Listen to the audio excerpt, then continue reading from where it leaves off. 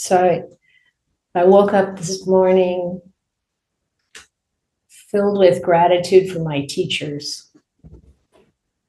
And I thought it might be good to share a little bit about that.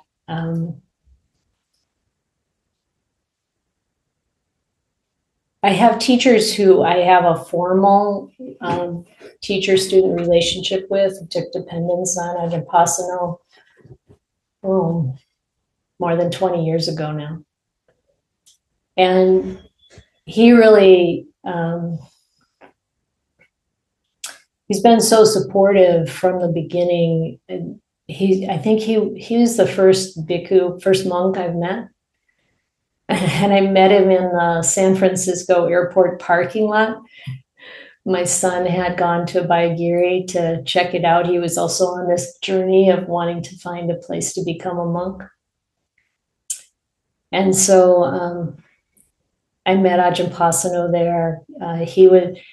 My son and Ajahn Pasanno and a few other people were coming down from Abhayagiri to pick up Ajahn Pasanno's mother, I think, who was coming in to visit at the airport. And when my son decided to ordain in Thailand, I would worry about various things about him, and I would go up to Abhayagiri and I would talk to Ajahn Pasanno and he would calm me down. And I was very interested in what my son was doing and what the bhikkhu life was about and how to live simply. And it was so inspiring to have time with the various monks, various teachers that people that my son was living with. Ajahn Jayasaro was very, very kind and supportive, and Ajahn Pasanno throughout the years. And then after I had finished my ministry training, I asked Ajahn Pasanno if he would be my teacher, and he said yes, and I took dependence on him, which is not something that a lot of teachers do, but it established this kind of more formal relationship. And I think the fundamental benefit for me was the feeling that I could just go to him and ask him questions. Oddly enough, I had been doing that anyway, but somehow it really kind of opened the floodgates. The way Ajahn Pasanno put it one time, he said, yeah, then your practice really took off. And it was partly about taking dependence. It's something about really giving myself to the training and opening myself for feedback. And I've got to admit, there were times when I felt hurt, embarrassed. And I really needed to, particularly with those times, I think, reflect on what it is I wanted to change in myself and what I wanted to do to understand why things hurt. And to have a teacher who will tell you what is in need of attention in ourselves. And it wasn't always just direct advice. Sometimes it was being, it felt like being kind of dismissed. I learned that I should listen to what a teacher doesn't say, and as well as what they do say. And it was really, really important. And I'm thinking about him, and then Bhikkhu Bodhi being so supportive and encouraging, especially as I entered the bhikkhuni life, and his willingness to answer my questions and give encouragement showing the confidence in me that I didn't even have in myself, just, I remember my kind of apprehension about whether or not Bhante Piyananda would ordain me. I said, I think I may need a reference. I asked Bhikkhu Bodhi if he would be willing, and he's like, of course, you should be a bhikkhuni. You're complete, he was just so helpful, so encouraging. And when I was thinking about teachers this morning, when I woke up, the many teachers that were Ajahn Chah's disciples who've been helpful came to my mind. Living in the monasteries where Ajahn Sumedho was, it wasn't the, I guess he still was the abbot at that time, and with Ajahn Sucitto, and how valuable that was, and various monks in Thailand like Ajahn Dun and Ajahn Anan being so supportive and kind and helpful. And then some of the monks in the Dhamma Youth Order, my encounters with them were not as sustained, but even like a week or 2 weeks or 3 weeks of time with Ajahn Plian and Ajahn Panyawado and Ajahn Mahabua, and the impact being so it's hard to kind of find the right word for that. Powerful.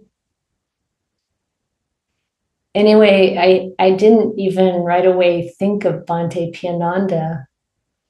And then this morning, it's the Uposatha day, and our regular bhikkhu teachers weren't available. So Ayya Nanda Bodhi had contacted Bhante Piyananda, who, I mean, if you don't know him, he's a very senior monk in Los Angeles who came many, many years ago to the US.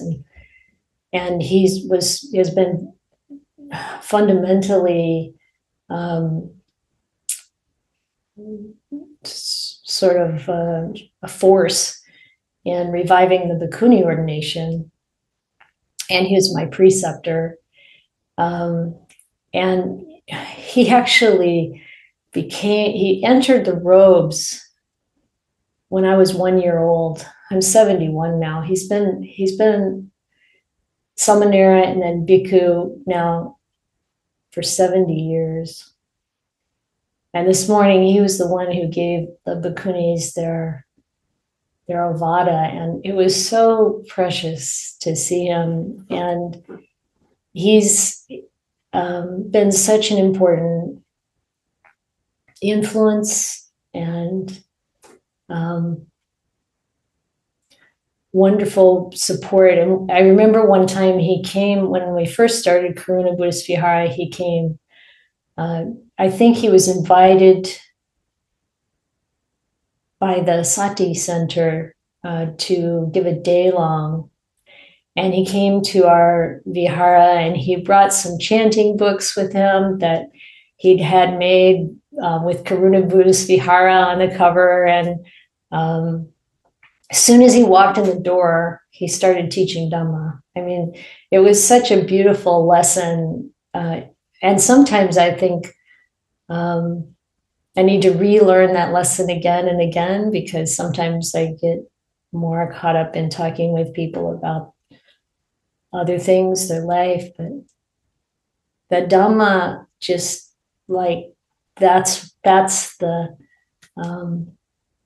gift that we can give that really matters. And yeah, he was wonderful. And this morning he talked about 7 qualities that a teacher should have, and he was so had so much praise and encouragement for the bhikkhunis around the world. People come into this teaching from all over the place, Asia and Europe and in the Americas, and in, just to have these teachers who are so patient and so dedicated. It's just amazing. And one of the things Bhante Piyananda mentioned this morning is that in 1986, it was actually 1 year after Ayya Chitananda was born, he got into trouble for ordaining a woman as a bhikkhuni. And he said that, it wasn't accepted in Sri Lanka, and people ridiculed him, and it was, he said, and I didn't care. This was something he felt was so important, and indeed it certainly has been, not just in my life, obviously, but for so many.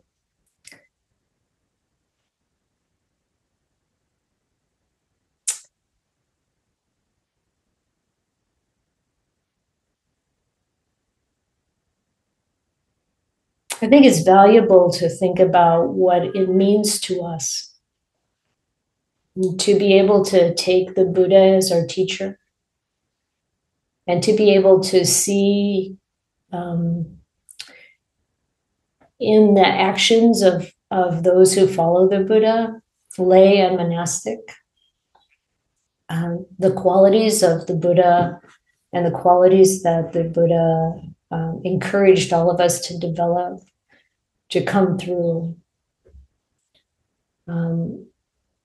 Bhante Piyananda talked about 7 qualities that a good teacher should have, and just to see that kind of patience and steady commitment, and the effort that people make to give their lives to supporting each other. And everybody's different, it doesn't mean that we have to be someone who steps out and teaches formally, but there are so many gifts that each of us have that we can offer into the Sangha.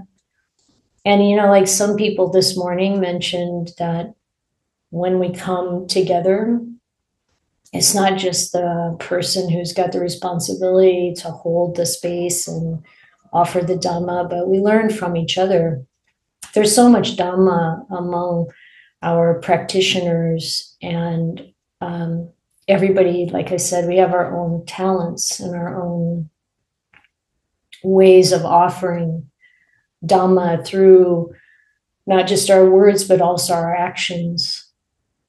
And to be able to observe that in each other is also a way to be a good student. Noticing what our Kalyanamitta do and say, and what they don't do and they don't say. And really trying to see if we want to emulate those things or not. And the hardest part is to see through our own blind spots, to really be willing to open ourselves to some kind of feedback or criticism.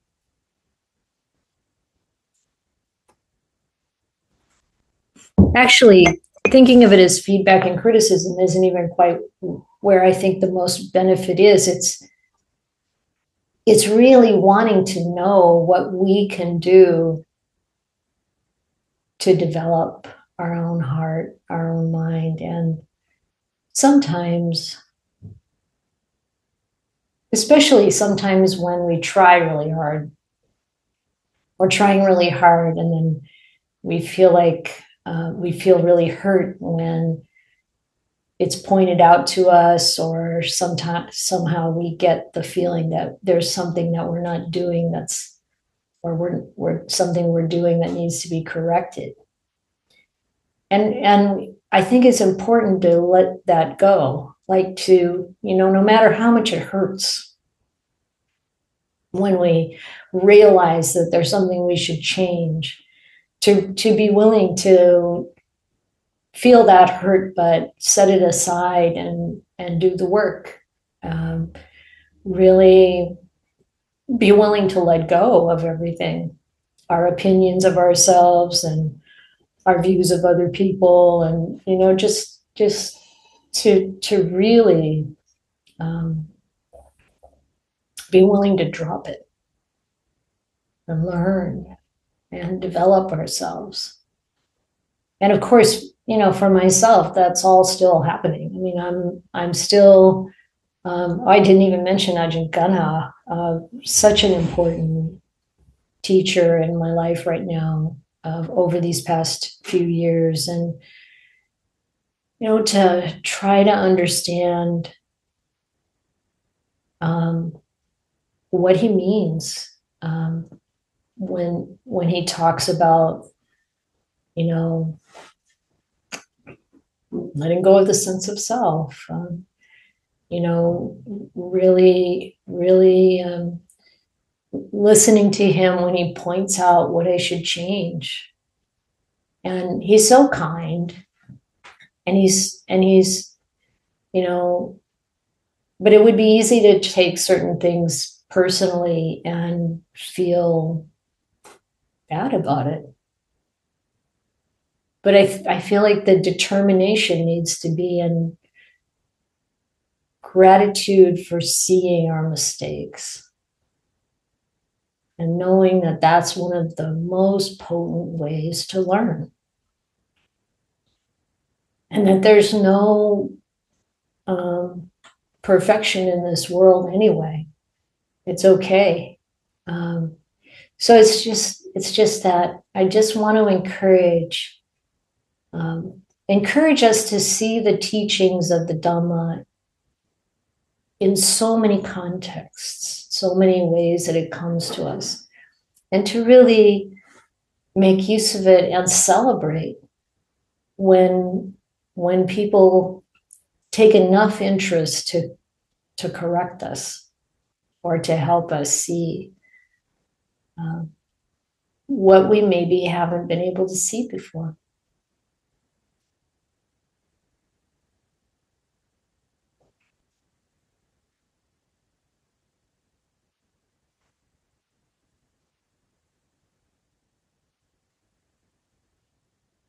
So that was this morning.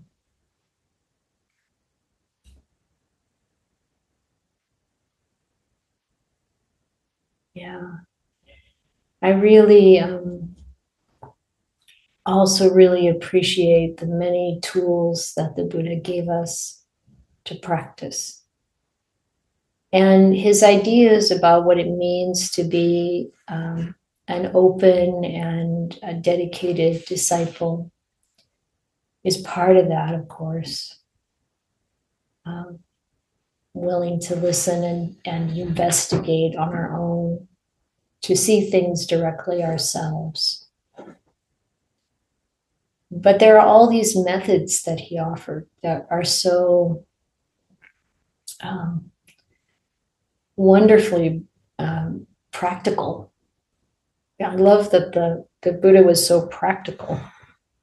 And I don't think I have my phone here, but no, maybe I'll just get would you give me the Majjhima Nikaya? Just want to talk a little bit about this sutta that the Buddha, thank you, that the Buddha, this teaching he gave to his son Rahula, because he talked about so many methods for us to use in our practice.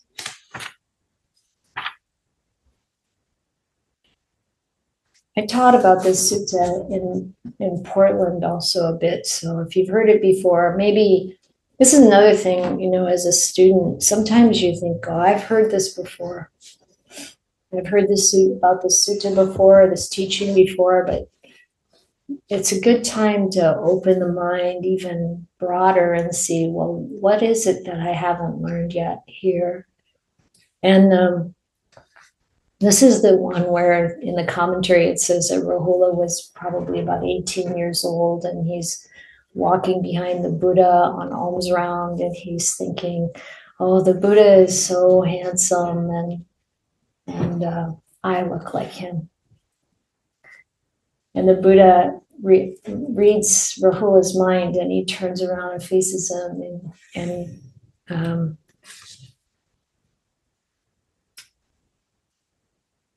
this is what he says. Rahula, any kind of material form, whatever, whether past, future, or present, internal or external, gross or subtle, inferior or superior, far or near, all material forms should be seen as it actually is with proper wisdom. This is not mine. This I am not. This is not myself. So here, this is one of those moments where the teacher gives you, a teaching that's striking right at what you're thinking and what you're feeling, and it's a real shakeup. So Rahula thinks to himself, well, who can be admonished like this by the Buddha and then still just go on alms round like nothing happened? So he takes his bowl and he goes back to his hut, skips eating that day, and just practices. And then Sariputta comes by while Rahula is practicing sitting under a tree, and he tells him to use mindfulness of in and out breathing for great fruit and great benefit. And then Rahula continues practicing, but at the end of the day, he gets up and he goes to the Buddha and he asks him how it is that we use mindfulness of in and out breathing for great fruit and great benefit. And instead of answering him directly about that, the Buddha first starts talking about using the the 5 elements, I guess it is here. And in the traditional way of using the elements. So here the Buddha actually starts into this list of methods. And he's starting with the method that's going to help Rahula let go of the body, the identification with the body as self, and that pride when you're young and handsome or beautiful. And he says, first, the earth element, whatever is solid in the body goes through those body parts. We have the tendency to cling to.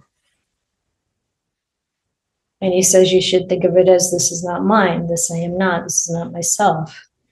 And see that the earth element in your body and the earth element outside of your body is the same. And then he also talks about the water element, the fire element, the air element, the space element. And so using each of those elements, reflecting on the parts of the body and seeing that this isn't who we are. Can't be, because eventually it constantly changes, eventually falls apart. But then the Buddha starts talking about these elements in a different way, a very unconventional way, really. He says to meditate like the earth. And when you meditate like the earth, because the earth doesn't get upset when, you put nice things on it or ugly things on it, or, dirty, disgusting things like blood or pus or urine or feces. The earth doesn't get upset. And if you meditate like the earth, then no matter what other people say, no matter what thoughts come into the mind, you're not going to get upset. Whether it's agreeable or it's disagreeable, nothing will invade your mind and remain, because you'll be like the earth. And he said the same thing about water. regardless of whether you wash dirty things or clean things in the water. The water's not disgusted by that. So you should develop meditation that is like water. And then whatever comes through, agreeable or disagreeable, it will not invade your mind and remain. And he goes on to say the same thing about air and fire and space. And it's kind of an interesting idea to think, well, when can I use these methods? Using them when we feel aggravated by something, when we notice a tendency in ourselves to get triggered. I mean, of course, there are various ways. Sometimes we need to look at the basis of such a trigger. Maybe there's some trauma that needs to be healed or worked with. But there also can just be habits of what causes us to be angry or resentful or hurt.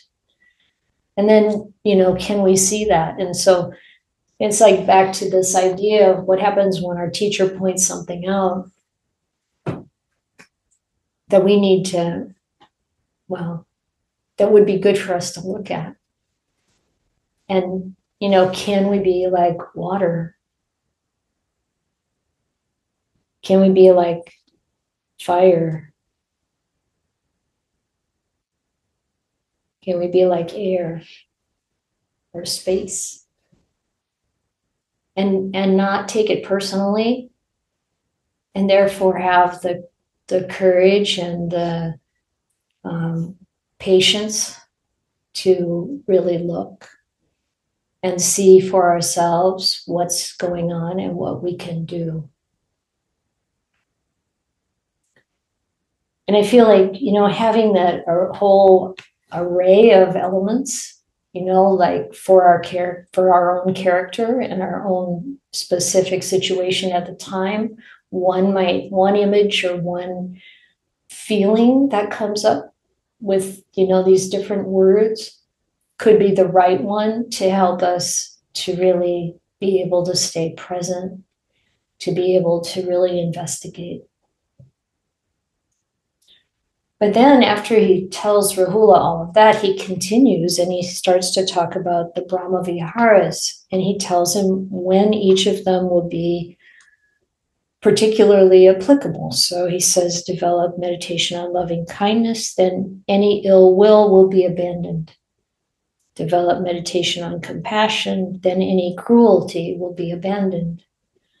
Develop meditation on mudita, sympathetic joy or altruistic joy, and then any discontent will be abandoned.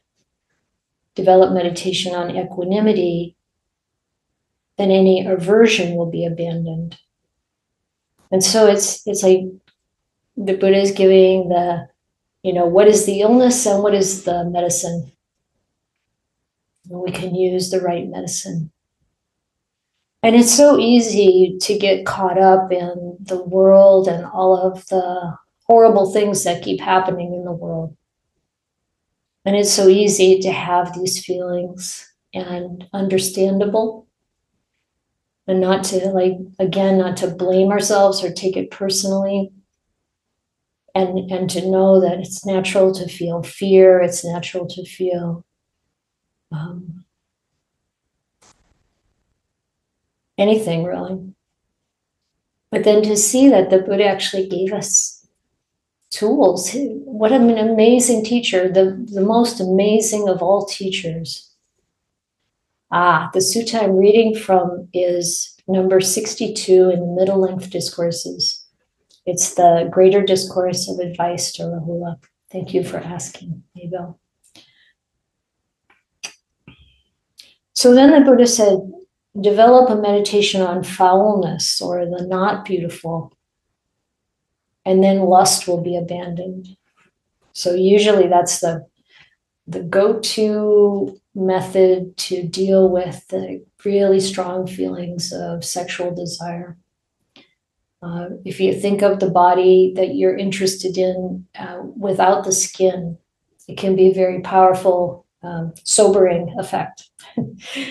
And then develop meditation on the perception of impermanence.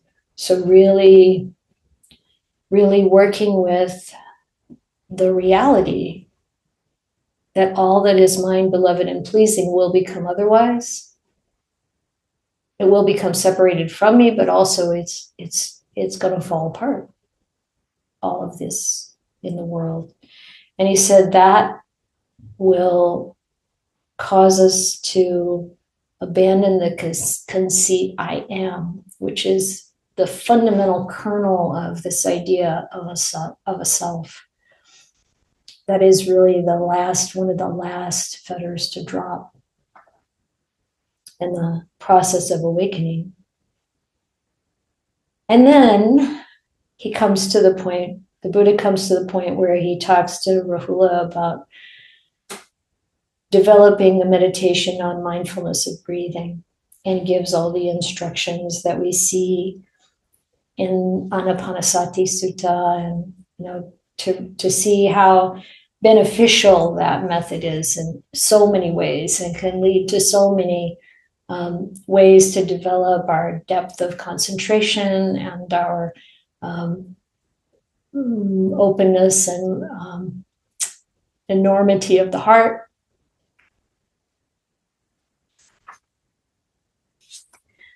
Which sutta is it? 62. Yeah, in the Majjhima Nikaya. Yeah. Okay. Yeah. So those are just some thoughts, reflections on our teachers and what it is to receive and develop the teachings, and how to do it. Methods. So thank you for your attention and all the wisdom that you share from your own experience.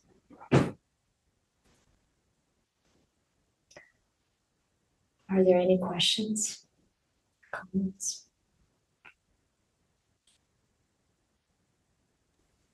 I have a question. Okay. The other day I was in a discussion with a friend, Mm-hmm. and I was very much wanting to stay connected to goodness. I was so reactive, and I think the question, I have kind of the answer, but I still want your advice. When we are in this intense experience in the body and then sensations are taking over and the perception is completely not based on goodwill but on fear, this person is hurting me, I am not safe, I am not trusting, wow, I am so disappointed, and then it goes like that. How can we come back? Like, what is the most immediate tool for me to have a sense of benign reality? It doesn't mean like the other person might not be dangerous, but I'm trying to say I cannot apply this advice in all the situations. Sometimes when there is fear, the reasonable thing is to be like, okay, I'm gonna step back and like just leave. This place is dangerous. But the sensation inside, it's as if, wow, this is really bad. Not necessarily it's like that. And I am not able to use the tools of the Buddha. I'm just become this reactive person. Mm-hmm. And I think the answer might be to practice towards holding my own experience and staying more in the investigation. But it's really hard when I want to defend myself. Yeah. So that's what I wanted to Yeah. Yeah, well, you already know, I mean, the first most effective tool, the first crucial tool is mindfulness, because that's how we're aware of what we're feeling. We're aware of the situation. So mindfulness along with sampajanya, the wisdom or the awareness, the comprehension of what's happening in the context. And then, of course, first thing is if you really are in physical danger, particularly to as soon as possible get away, make your, find safety. I'm assuming for the moment that most of the time when this happens, it's not about physical safety, it's more about dealing with the mind. And so we can practice, when we feel aggravated, when we feel that triggered, practice being quiet, like you said, turning more. So the mindfulness is there to see how we're feeling. And then when we look at how we're feeling as an object, like you just said, that's what we need to do. And it is hopefully, like in these situations, it's really useful when we're so activated to be able to step away if we can, to in some way, without blaming, without defending. It doesn't mean that it's always wrong to defend ourselves. It may be appropriate, but it's very hard from a very reactive place to do that in a skillful way. So when possible, to be able to tell the other person that it depends on the relationship. Sometimes you can do this and sometimes you can't. But if it's someone you really are kind of close to, or you feel they can understand this, to say, I really need some time right now to take care of myself, and I'll come back to this with you later. That kind of thing. It depends, like I said, on the situation, on the relationship. But when we're able to do that, it's we've already developed a great deal. There's a lot of maturity, emotional maturity there if we're able to do that. Like maybe even a person can come to the point where okay, I need 20 minutes and then I'll come back and talk about this. Or maybe it's not necessary to come back and talk about it. Maybe the right thing is to just find a way to end this conversation and take time for yourself. Because it is true that the body can be so completely activated, as if we're in real danger of being harmed. But words can't hurt us unless we participate. It's like, this is one of the teachings of the Buddha. It's like, he even says, even if, the simile of the saw, even if they're sawing off your arms and legs, if you have a thought of ill will or anger coming into the mind, you're not following. Well, obviously we can't control what thoughts come up, but if we're, filled with anger or ill will, we're not following his teachings. And he gave this extreme example with the idea of if this is the standard, then what could someone say that's going to upset you? So it's a very big challenge, but it's such an important skill to develop, to be able to be present with our fear, be present with whatever the felt sense is that arises, and to be able to see it as an object, as an impermanent, insubstantial sankhara. It's not going to last. Whatever meaning or understanding we can derive from the experience, good, but it's not to be taken as something firm, as something truthful, true. It's for really, really examining and learning from. So it's sometimes we need the space. Sometimes we can't take the space or the time at that moment. But then we can tell ourselves, okay, I feel all this coming through the body. I know it's going to run itself out. This energy, it's not going to stay. But for the moment, I'm not going to do anything about it, but I will come back to it later. It's like we have to keep the promises we make to ourselves about that. And then later in the day or the next day or whenever there's time, really take time to bring the memory up of what was said and how it felt, and see if you can feel that in the body again, and then really work with that feeling in the body. Staying present with the feeling, investigating it, understanding its qualities, even it's just without the story, the qualities that we experience.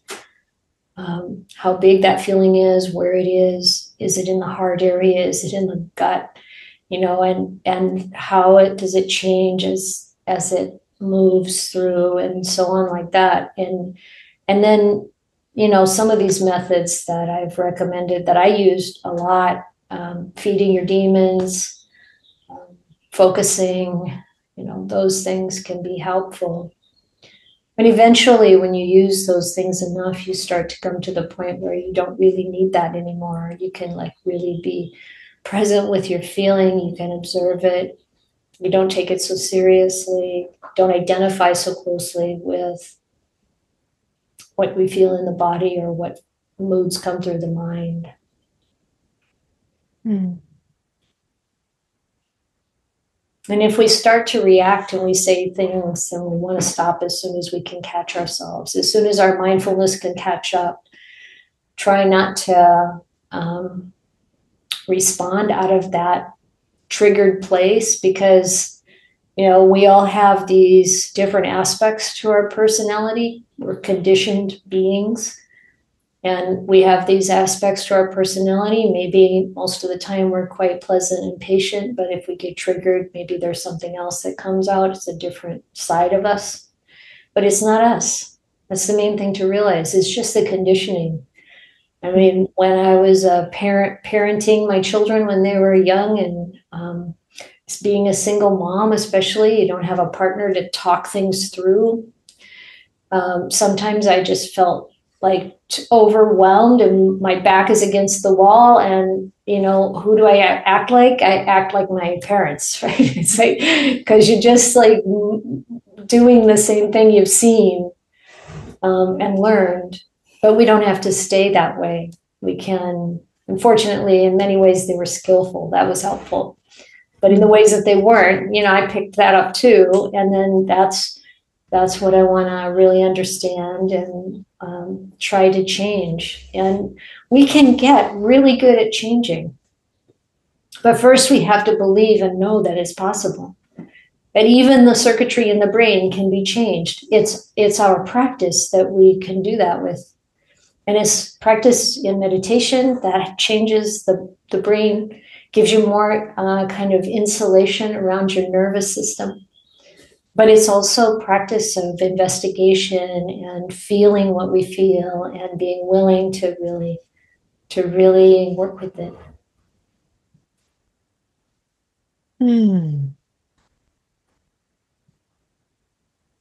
I think what you say about being willing to believe, it's what I'm getting, the faith part. Mm-hmm. As if I make a decision today that will last for the rest of my life, that I will follow what you asked before. What does it mean to follow the teachings of the Buddha? And I say in that moment, okay, I took this decision. I want to follow these teachings. Mm-hmm. And then do all the other steps you share about stepping aside and then giving a space to really see what was there. Because in that right moment, it's even mindfulness is unavailable. So I have to be what? And I was like, oh yeah, I took that decision somehow, some commitment to stay. Thank you. Yeah, it gets easier over time because we practice it, just like anything else. You want to learn to play the piano, you want to learn to hit a baseball, whatever it is, we practice, and that pattern gets developed in us, and we can do it easier. So every time we stop ourselves and we kind of backtrack and how do I want to respond when this happens, and How do we, how can I see, understand what's at the base, the root of this reaction that I have, and all of those things, and it makes it easier the next time to stop earlier, to stop sooner, and to create less damage. And eventually, I love the Sutta number 8 in the Middle Length Discourses, where the Buddha talks about how we can use non-anger to basically get around the anger reaction. How we can use, energy to get around laziness. And it's like every time we do it, then we solidify that pattern in ourselves. And eventually he goes through these 5 kind of levels, these layers of what happens when we work with these experiences and patterns.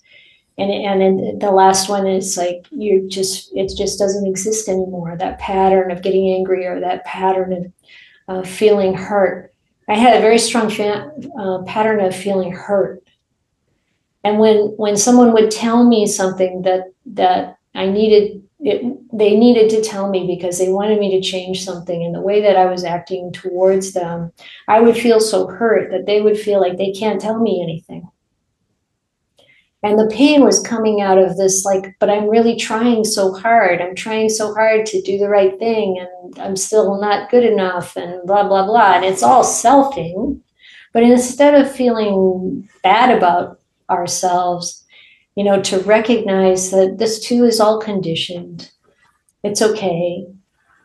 But I want people to tell me. So I'm going to change this reaction so that they will be willing to tell me what they are experiencing, and I can see how I want to change. Doesn't mean I have to listen, I have to believe everything they say. It's not necessarily true. Maybe it is, maybe it's not. You can evaluate it. But if we can't find a way to open ourselves to hear it, it really cuts off our ability to learn.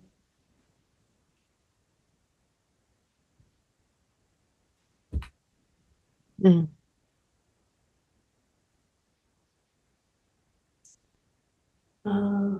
7 qualities of the teachers.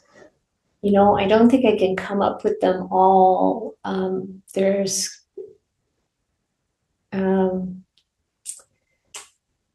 I couldn't find the sutta this morning. I know I've found it in the past, and I'm not sure, but certainly compassion, being good at explaining the Dhamma, being patient with whatever questions there are.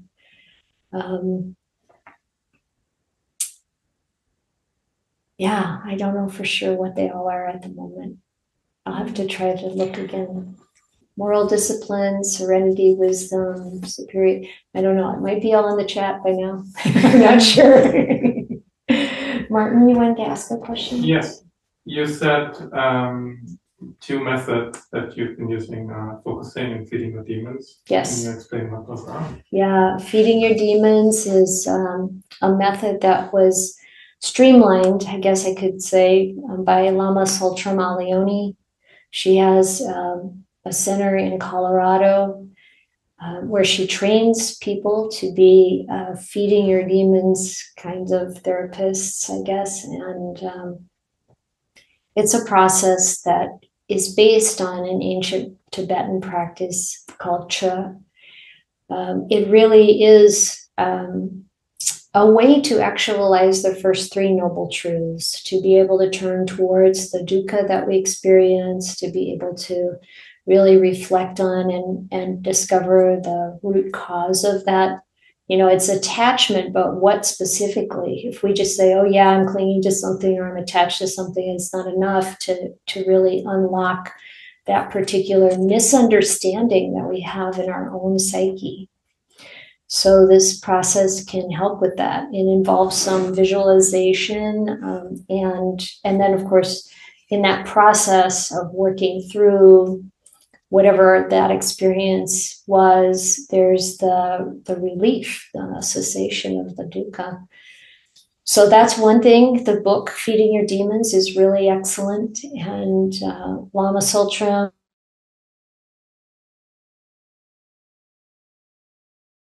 on this, as well as, having used it myself many times to understand how it works and to really gain some benefit from it.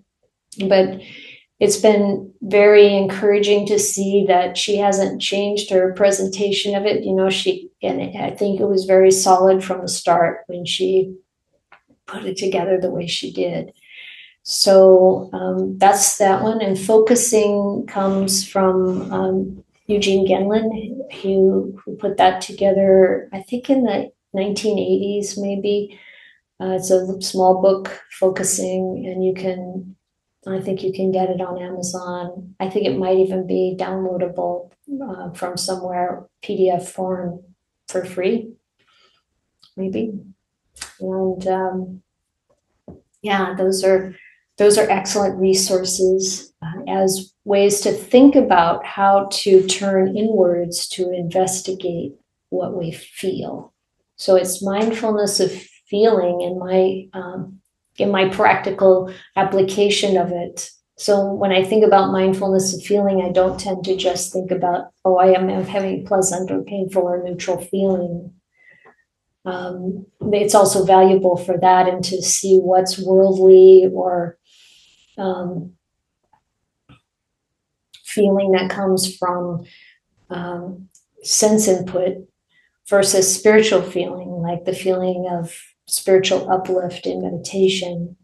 That, it's good for mindfulness of feeling to have those experiences, but then whether we put it in the category of mindfulness of feeling or not, when we have emotions, we have a felt sense in the body of those emotions, and we can use mindfulness to investigate that. And that's where I really think mindfulness has some of its greatest power. Thank you.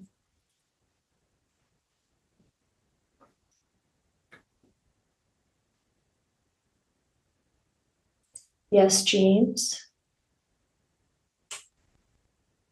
Thank you for the talk, Ayya.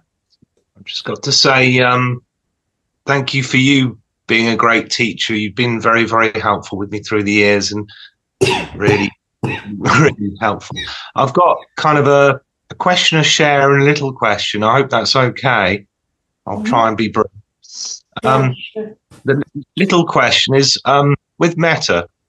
So I used to think of metta as, say, I'm sat here, there's not much metta here, so I bring up good thoughts and metta sort of appears and I'm full of it.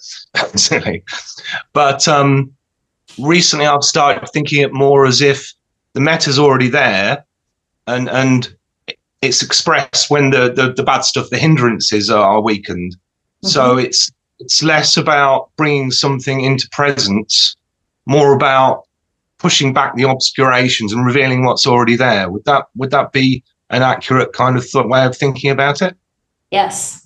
I think it's a really good way of thinking about it. And it's also a good way of thinking about other parts of the Dhamma. So when we push away the self-interest and this attachment we have to the body or personality, then we also see the Dhamma shine through. It's always there. And, when Ajahn Sumedho talks about, the silence is always there. It's behind all the noise. And, the ability to witness what we're experiencing, that is always there. And it's like, it's really good to have that sense. And the way you've discovered it yourself gives you that internal confidence of, oh, yes, this is really always there. And these things that get in the way, that obscure our ability to experience that, to know it. Those are the things that I can set down and let go of.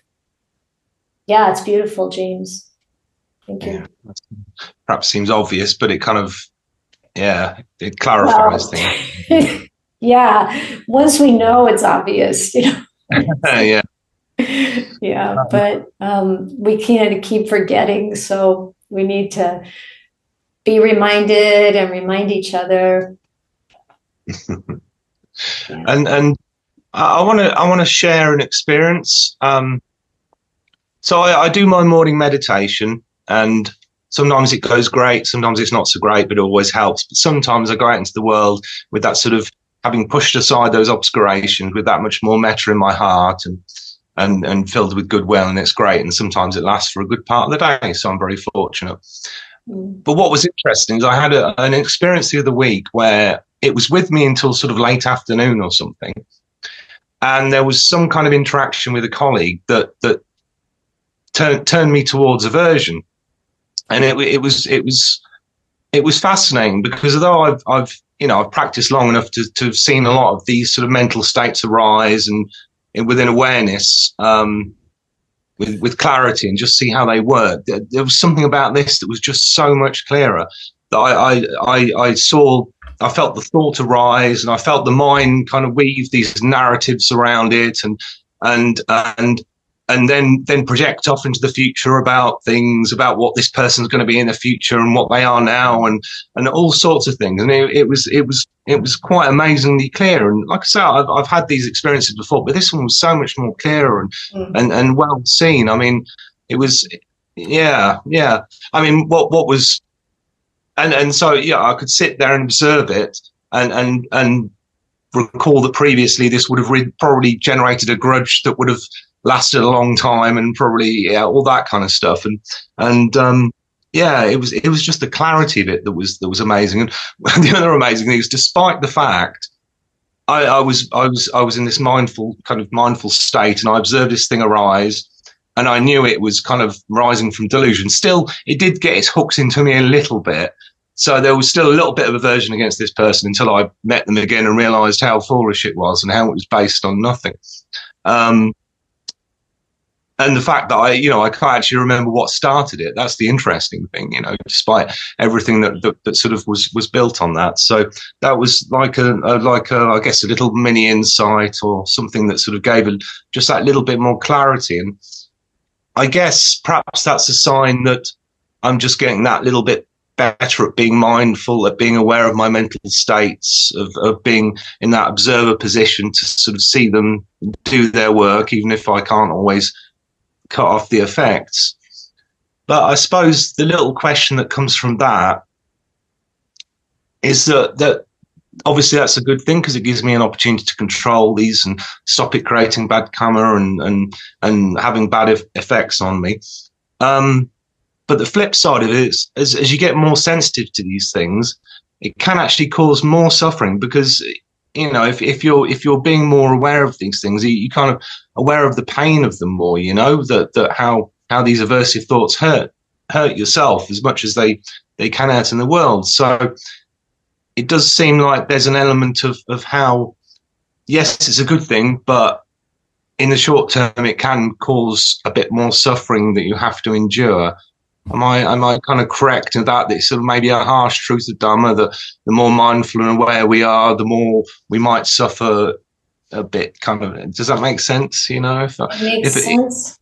It makes sense, James. But I think it is a valuable phase to go through. I think it is a phase until we have enough direct experience. I mean, really feeling the dukkha is a big help. And then I think the phase starts to end as we really are letting go of identification with our personality, with our physical form, whatever.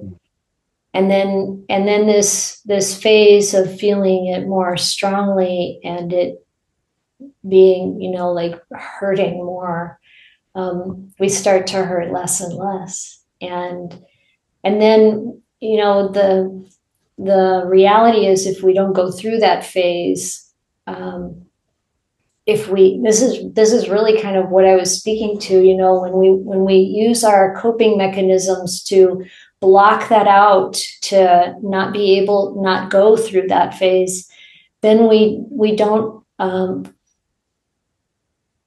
develop to the point where we don't need the protection. We want to keep going, go through that phase of feeling it more fully, to the point where we know that we don't have to be afraid of anything. No. We don't have to be afraid of anything except our own wrongdoing. Like if we do something harmful, then we create that karma. But other than that, we don't have to be afraid of anything.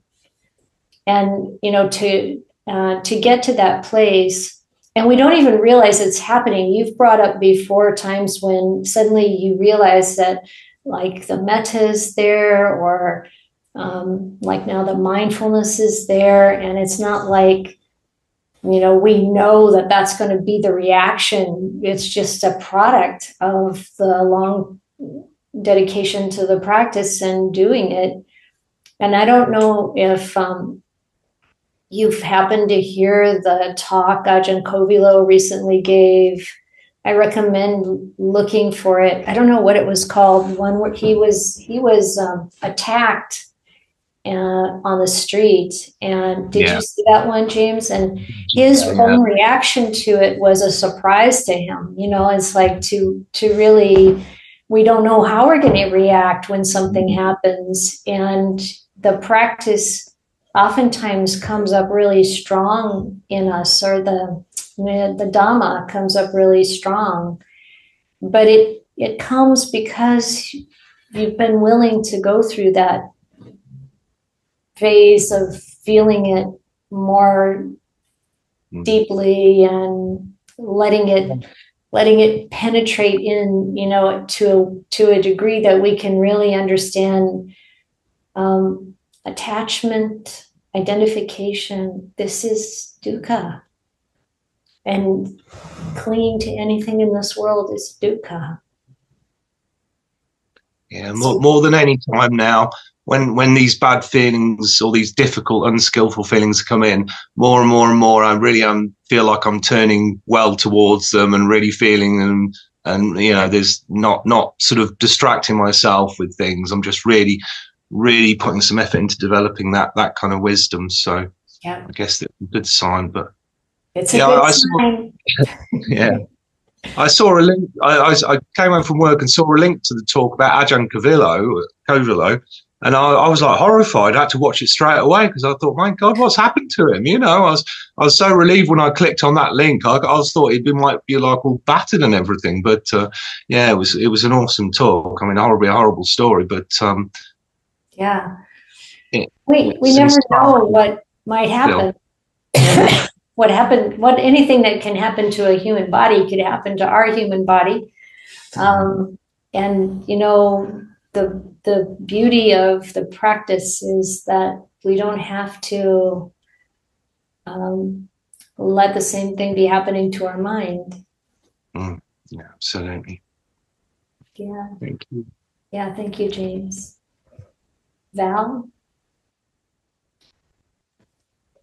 Hey, so yeah, I wanted to comment on the book, Focusing. I really like that book. I had run into it, gosh, probably 30 years ago when I was working with a therapist.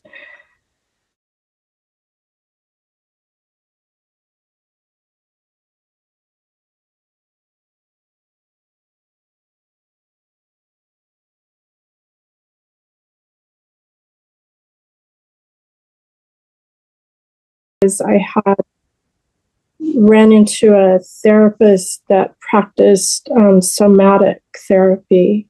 Mm-hmm. And that was amazing. And it was hard work, but it was beautiful work. So I think that I would not be as able to practice Buddhism if I hadn't had a little bit of background in that. The way that the somatic therapist can get you safely in touch with trauma from your past and allow you to safely get that out of your body and safely relinquish that is really amazing. Yes, yes, yes, I agree. And I often recommend that people seek out a somatic therapist. So thank you for mentioning that. That is so true. Yeah. And, you know, it's like sometimes, you know, us hardcore Buddhists think that all you need is the Buddhist teachings. And it's true. And there are many modalities that people develop out of their own experience or learning from others that are ways of actualizing what the Buddha taught. And when we're observing the body and we're learning about our patterns and our history and being able to understand, you know, where we're caught. This is also part of the first noble truth and the second noble truth, and that release of the memory, the bodily memory of those experiences is the third noble truth. And so those methods can be extremely important. And as you say, having someone guide us through it is extremely valuable. And even those books that I referred to, you know, to find a person who can coach us through these things is very useful. I worked with a therapist for a couple of years around this kind of work. It wasn't like talk therapy. It was like this investigation of what's going on inside. And the thing that she was most helpful with, I feel, was that as I'm kind of narrating what's happening inside, she could identify when I'm trying to take an exit route, when I go back into my head, when I'm, you know, like rationalizing something or whatever it is, you know, she could say, okay, now you got to come back to that feeling in the body and that inward turning. And that's what the focusing book, as soon as you read the introduction, it talks about, you know, some people really benefit from therapy and others don't. And they were trying to understand why. And what they learned by videoing people, even in the first and second sessions of therapy, was that the ones who eventually have a lot of good benefit from therapy were the ones who would turn inwards and reflect and feel internally what was going on. And so this is what focusing means. It's really mindfulness. It's really, you know, and if we have the Buddha's wisdom, also as we start to, you know, understand it and experience it directly for ourselves, then we've got that to rely on to really understand, you know, where our delusion is and how to see through it.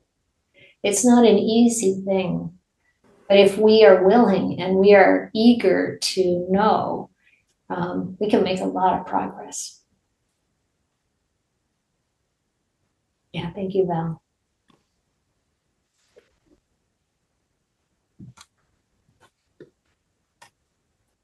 Okay, it's 10:27, so we're coming close to the end. Is there anything in the chat? No, it's okay. Okay.